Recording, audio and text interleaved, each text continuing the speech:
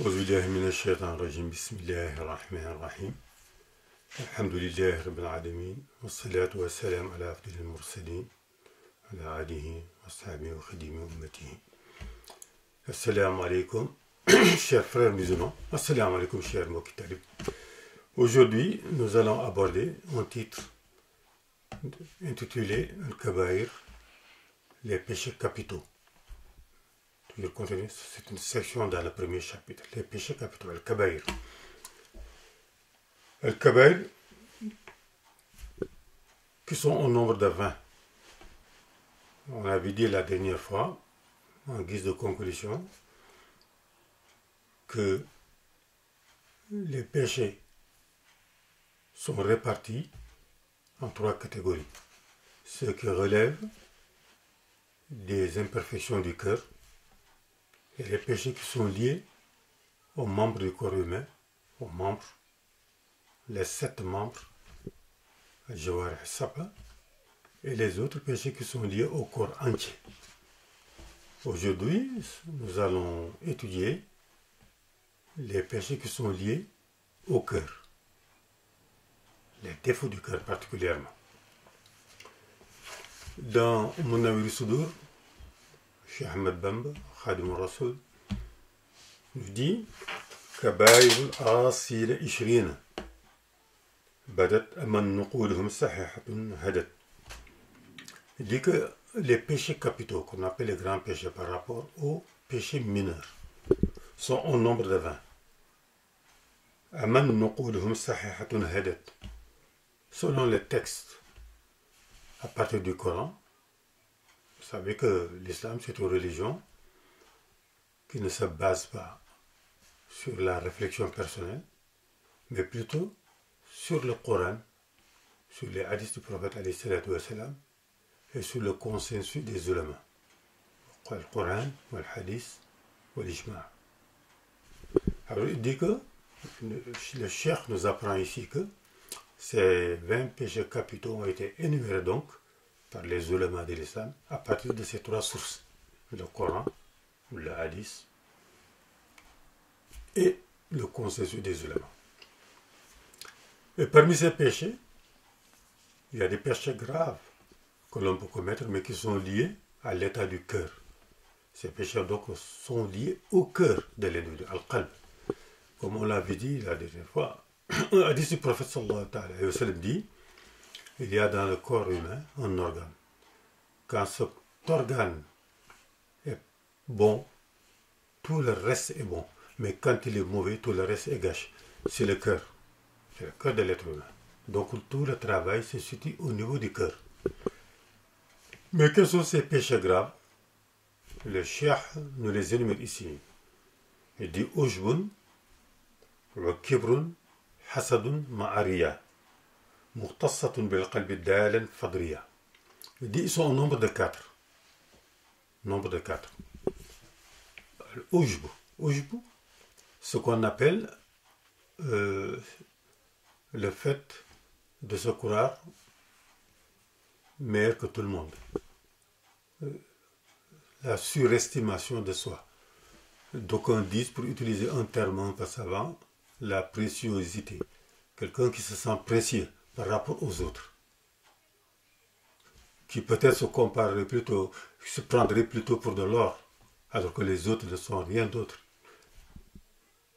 Ce qu'on appelle la préciosité, c'est un terme un peu barbare. Le kibr. Kibr, ça veut dire l'orgueil. Ensuite, hasad. Hasad, c'est la jalousie. Ma'ariya, riya, c'est ce qu'on appelle en termes simples le voyez-moi. Ça veut dire l'ostentation, en termes plus compliqués, l'ostentation. L'ostentation, nous allons définir ces termes-là avant d'aller plus loin. Il dit que ces choses-là, ces 4, il y a des péchés qui sont issus de ces 4 imperfections qui sont liées au cœur de l'être humain. Au cœur de l'être humain. Donc ils sont au nombre de 4. Et si vous allez dans l'œuvre de base de Munawwir Sudur, qui s'appelle Bidayatu Hidayah, de l'imam Abi Hamid al-Ghazali, Il nous apprend que il y a 3 imperfections ou 3 défauts qui sont liés au cœur de l'homme et qui sont ummahatu li jumlatin min al-khaba'ith siwaha, et qui sont les mères de tous les défauts liés au cœur. Les mères. C'est-à-dire que ces 3 défauts-là engendrent tous les autres défauts au niveau du cœur humain. Quels sont ces défauts-là? Il dit al-hasad, wa-riya, wal-ujub. Ce que le cheikh a amené ici. Al-hasad, la jalousie. Wa-riya, l'ostentation. Wal-ujub, la surestimation de soi, la préciosité. Le fait de se surestimer par rapport aux autres.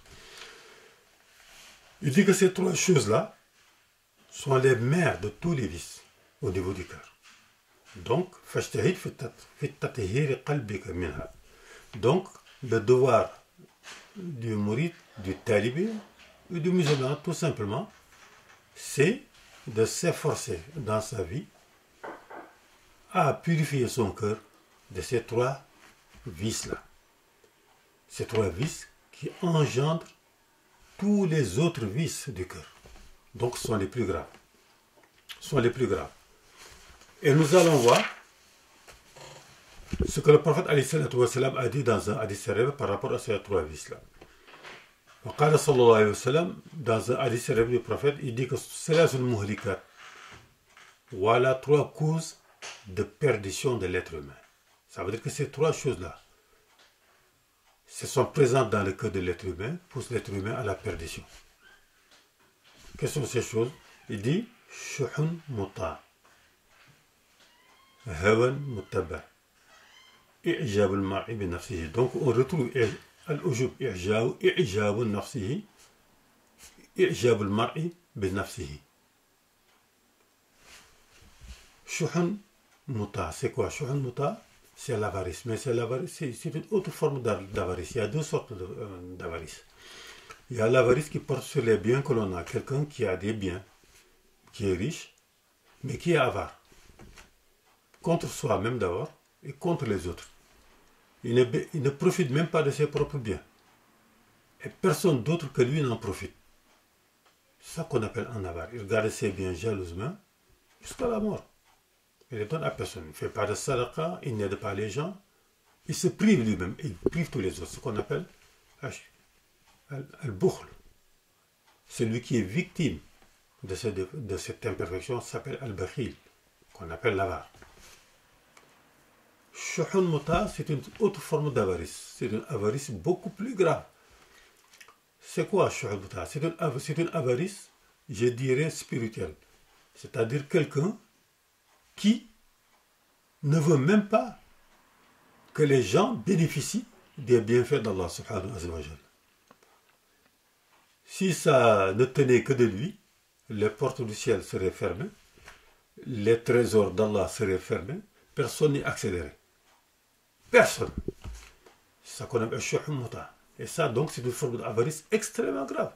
Même les bienfaits qu'Allah donne à ses créatures, il en est jaloux, il n'en veut pas. Personne ne devrait bénéficier des bienfaits d'Allah. Waliyazu billah. Wa hawa muttaba. Hawa, ça veut dire que le plaisir personnel, c'est-à-dire celui qui suit ses plaisirs personnels. Celui qui ne met aucun frais à suivre ses propres plaisirs. Celui-là aussi, il va à sa perte. Wa ijab al-mar'i bi nafsihi, et quelqu'un qui se surestime, qui se croit meilleur que tout le monde, que ses actions sont les meilleures actions. Tout ce qu'il fait, c'est bien. Tout ce qu'il fait, c'est bien. C'est meilleur que l'action de qui que ce soit. C'est par exemple quelqu'un qui se dit que, par exemple, je suis le meilleur adorateur de Dieu. Je suis le meilleur musulman. Mes actions sont les meilleures. Quand il fait la sadaqa, il croit que sa sadaqa est le meilleur sadaqa. Quand il prie, il croit que sa prière est la meilleure des prières. Et ainsi de suite. Et ainsi de suite, il se croit au-dessus de tout le monde. Alors qu'il ne sait même pas si l'acte qu'il a fait est accepté par Dieu ou non. Il ne le sait même pas. Il se peut que ça, comment dire, ces actes n'ont aucune valeur auprès d'Allah, mais il ne le sait pas. Il croit que ces actes ont de la valeur. il accorde à sa personne, à ses actes, une valeur supérieure à celle des autres. C'est ça qu'on appelle al-ujb. Il dit que ces trois choses-là constituent ce qu'on appelle ummahatul khaba'is al-qalb, sont les mères des vices du cœur. Donc il faut essayer dans sa vie, toute sa vie, de se débarrasser de ça, de purifier de son cœur de ces vices-là. Or, il nous dit que il est très difficile, extrêmement difficile pour quelqu'un de parvenir à se purifier de ces vices-là. Parce que c'est un travail de longue haleine qui peut prendre toute la vie.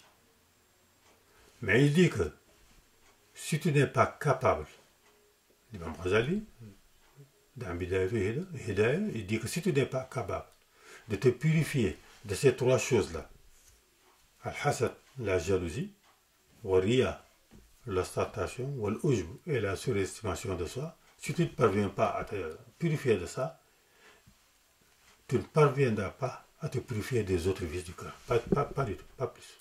C'est impossible. Or, pour cela, il est extrêmement difficile de le faire tout seul. Parce que, comme je l'ai dit, c'est un travail de longue haleine, un travail ardu. Donc, c'est comme quelqu'un qui est malade. Il va avoir un médecin pour se faire soigner. Le médecin diagnostique, c'est de trouver son mal et lui donner les remèdes qu'il faut. Mais il ne peut pas se soigner soi-même. Il va aller voir un médecin. C'est pareil. Pour ces maladies du cœur-là, c'est des maux graves dont il faut se guérir. Et pour se guérir, il faut un médecin de l'âme. Un médecin de l'âme.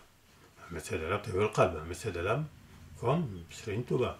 C'est-à-dire que quelqu'un qui a accédé au rang de cheikh ou tarbiya, cheikh ou tarbiya, et qui a la possibilité d'éduquer l'âme. Et ça, c'est une prérogative que Allah subhanahu wa ta'ala avait donnée au prophète et qu'il a accordé à Serigne Touba. C'est pourquoi il dit à Serigne Dieu, le secret est entre nos mains. Et ça, c'est pas quelque chose de facile. Donc il dit que al-ujb. Donc c'est ça. Al-hasad. Wal-kibr. Al-kibr, c'est l'orgueil. L'orgueil. C'est quoi l'orgueil? C'est le fait de se croire supérieur à tout le monde. Dès que tu vois quelqu'un, tu te crois supérieur à lui. Tout le monde est au-dessous de toi. Tu es au-dessus de toi. C'est ça l'orgueil. L'orgueil. C'est le péché. On a dit que l'orgueil, al-kibr, c'est le premier péché céleste. Le premier péché céleste, le péché du ciel, qui a été commis par qui? Par Iblis, vis-à-vis de qui? D'Adam. Par Iblis, quand Allah subhanahu wa ta'ala lui a dit de se prosterner. Il a demandé, il a ordonné aux anges de se prosterner devant Adam. Tous les anges se sont prosternés, sauf Iblis. Il lui a demandé pourquoi. Il lui a dit que parce que je suis meilleur que lui. Parce que tu m'as fait de feu et lui, tu l'as fait de poussière de terre. Donc il s'est cru supérieur à Adam. C'est ça l'orgueil. Il a refusé donc de se prosterner devant Adam par rébellion à Dieu, par orgueil. C'est ce qu'on appelle al-kibr. Donc on dit que c'est le premier péché céleste. Al-kibr. Et al-hasad. Al-hasad, c'est la jalousie. Un homme jaloux, c'est quoi? Il nous donne la définition de hasad ici. Al-hasad, la jalousie. Il a dit al-hasad khuluqun zamim. Il dit que al-hasad, la jalousie, c'est un trait de caractère minable. Très mauvais. Très, très mauvais. Il dit que ce trait de caractère minable est tellement dangereux pour l'être humain qu'Allah subhanahu wa ta'ala nous a recommandé dans le Coran de nous réfugier en Allah pour nous protéger contre ce grand péché, al-hasad. Quand il dit dans Surat al-Falaq, wa min sharri hasidin iza hasad, réfugiez-vous en Dieu pour vous protéger du mal, de la jalousie, du jaloux. Donc les hommes sont divisés en deux catégories. Généralement, al-hasoud et al-mahsoud. Al-hasoud, c'est celui, al-hasid ou al-mahsoud. Hasid, c'est-à-dire que celui qui est jaloux. Al-mahsoud, c'est celui qui est victime de la jalousie. Pour être victime de la jalousie, c'est-à-dire quelqu'un qui a reçu des grâces d'Allah ou des bienfaits d'Allah, ou qui est riche tout simplement, Et les autres sont jaloux vis-à-vis de lui. Donc la richesse ou les bienfaits que Dieu accorde à quelqu'un déclenche automatiquement la jalousie de certains. Alors, sallallahu alayhi wa sallam nous disait, pour nous prémunir de la jalousie, il faut se souhaiter le salam, la paix. En se disant, par exemple, en se rencontrant, en se disant assalamu alaikum, le salut de l'islam, que la paix d'Allah soit sur vous, ça veut dire que tu souhaites à quelqu'un la paix dans ce monde et dans l'autre. Il dit que c'est le meilleur moyen pour éteindre le feu de la jalousie dans le cœur d'un être humain. Donc, c'est un péché extrêmement grave. Al-Hasad.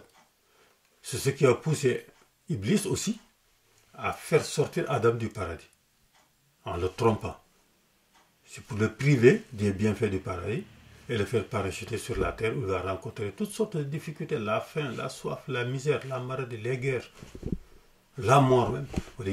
Alors qu'au paradis, tous ces mots n'existent pas, même pas la mort. Donc ça, c'est ce qu'on appelle Al-Hasad. Al-Hasad, on dit que Al-Hasad, la jalousie, mange les bienfaits, les bons actes de l'individu, comme le feu mange le bois. Comme le feu mange le bois. C'est-à-dire que si quelqu'un est jaloux, même s'il passe tout son temps à prier à la Mecque, ces bons actes ne serviront à rien. Parce que dès qu'il commet un acte de jalousie, cet acte de jalousie annule tous les biens, tous les bons actes qu'il avait commis. C'est ça le danger de ce qu'on appelle Al-Hasad. C'est pourquoi on dit Al-Hasad yakulu al-hasanat kama takulu nar al-khatab. La jalousie entame les bonnes actions comme le feu entame le bois, le brûle et l'anéantit. Donc voilà ce qu'on appelle la jalousie. Et ce qu'on appelle Ria, Ria c'est l'ostentation. Ria c'est quoi? C'est quelqu'un qui montre ses actions, qui n'agit pas pour la face d'Allah, mais qui agit pour bénéficier de la satisfaction des individus. C'est-à-dire que tout ce qu'il fait, c'est non pas pour avoir la satisfaction d'Allah, mais c'est pour avoir la satisfaction des créatures, pour que les gens disent que c'est un homme pieux, c'est un homme qui donne, c'est un homme qui fait la sadaqa, c'est un homme qui a été à la Mecque, c'est un hajj. C'est ce qu'on appelle Riya, l'ostentation. On dit que on l'appelle Ashirkul Sarir, le petit shirk, le shirkul khafi, le shirk khafi, caché en individu. Parce que tu associes à l'acte d'adoration au autre qu'Allah subhanahu wa ta'ala. Au lieu de prier pour la face d'Allah, tu pries pour les gens. Au lieu de gêner pour Allah, tu gênes pour les gens. Ce qu'on appelle Ariya. Donc, c'est un péché extrêmement grave. Et on a donc Al-Ujb, Wal-Kibr, Wal-Hasad, Wal-Riya. Il dit que ces 4 péchés-là sont liés au cœur. Donc, Fashtahid, tu dois t'efforcer durant toute ta vie à te débarrasser de ces péchés. Et le meilleur moyen de se débarrasser de ces péchés, c'est de prendre conscience de ces péchés, de ces défauts, qu'on a ces défauts en soi, et ensuite de trouver le moyen d'y remédier. Et le moyen d'y remédier, le meilleur moyen, c'est de trouver le bon médecin de l'âme et ce qu'on appelle le Cheikh al-Tarbi. Assalamu alaikum wa rahmatullahi wa barakatuh.